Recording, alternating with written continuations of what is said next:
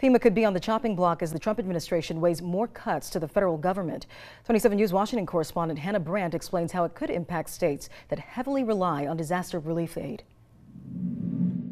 When natural disasters hit the U.S., the Federal Emergency Management Agency responds. FEMA is a critical partner. But the Trump administration may get rid of FEMA, which is under the Department of Homeland Security.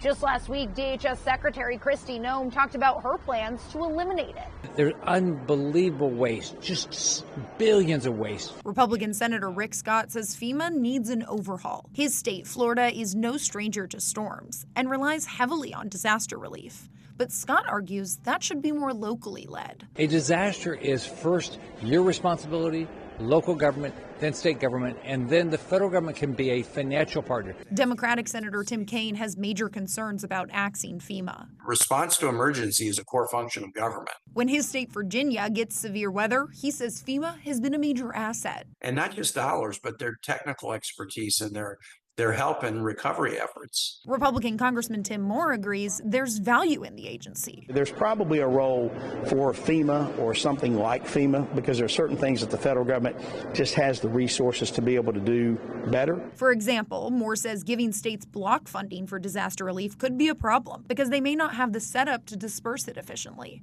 But as his North Carolina district recovers from Hurricane Helene, he says he's seen how complicated and slow federal help can be. Now the Congressman is part of a FEMA review council the president created to suggest fixes. Number one, making sure we get rid of bureaucracy and red tape. Moore says whether FEMA is eliminated or significantly reformed, he just wants to see improvement. Whatever it looks like in terms of making it more nimble, more responsive, I don't really care how we get there. I just want to get there. In Washington, I'm Hannah Brandt.